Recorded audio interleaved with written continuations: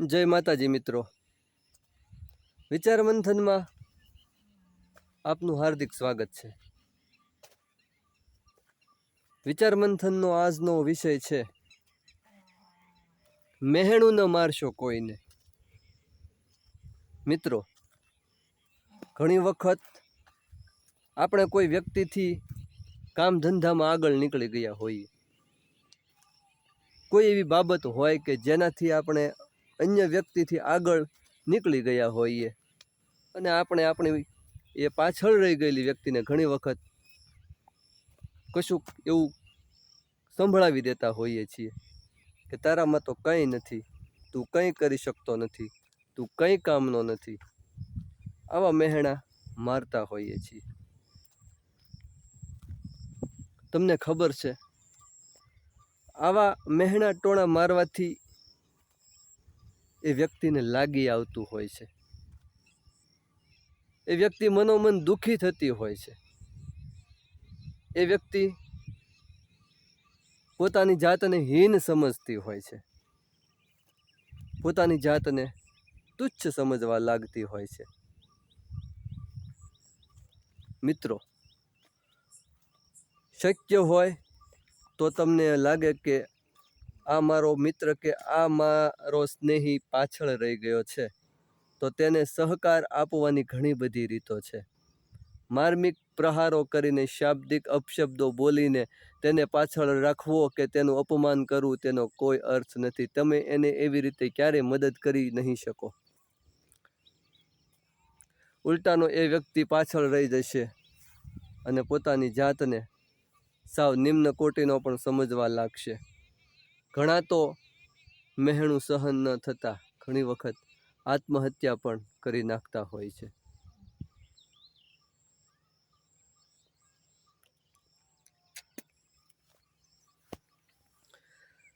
મિત્રો, ઈશ્વર બધાને વિકાસની તકો આપે છે।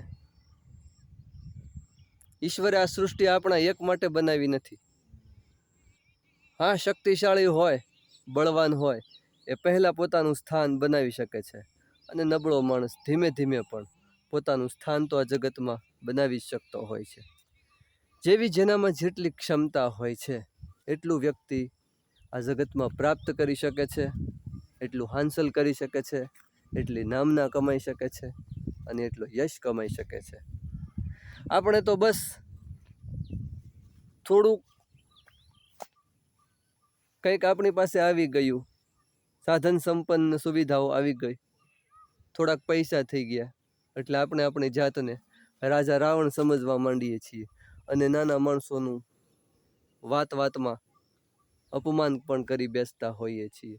આ આપણે ઘણી વખત જોઈએ જ છીએ અને પૈસાદાર માણસો તો આવું બહુ કરતા હોય છે, એ આપણે જોયું હોય છે। આવું કરવાથી આપણે આપણી જાતને, આપણા અહમને સંતોષતા હોઈએ છીએ, આપણે આપણા ઘમંડને સંતોષતા હોઈએ છીએ, પરંતુ આપણે એ ધ્યાન નથી રાખતા કે આપણે જેમને કહીએ છીએ, આપણે જેમનું અપમાન કર્યું છે, એ વ્યક્તિ બહુ દુઃખી થઈ હોય છે, એમને બહુ લાગી આવ્યું હોય છે અને આનો બદલો કોણ લે છે તમને ખબર છે?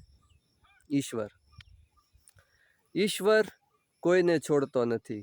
કારણ વિનાનું તમે કોઈને શાબ્દિક કંઈ પણ કહ્યું, અપશબ્દ કહ્યો, ગાળ આપી કે કારણ વિનાનો કોઈને માર માર્યો, એ ભલે તમારાથી નાનો માણસ હોય અને જતું કરી દે, પરંતુ ઈશ્વર ક્યારેય જતું કરતો નથી।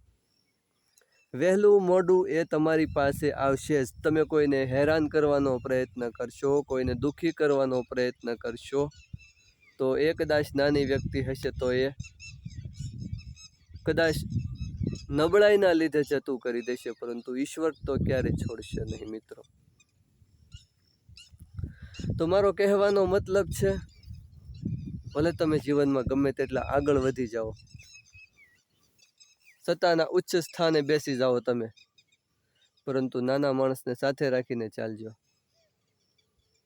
સારા કાર્યોનું ફળ સારું મળે છે, ખરાબ કાર્યોનું ફળ ખરાબ મળે છે, એ આપણે બધા જાણીએ જ છીએ, પરંતુ આપણે સત્તાના નશામાં અને સંપત્તિના નશામાં ક્યારેક ક્યારેક એવા તો અભિમાની થઈ જઈએ છીએ કે આપણને કંઈ ખ્યાલ રહેતો નથી અને આપણે ન કરવાના કાર્યો ઘણી વખત કરી બેસીએ છીએ.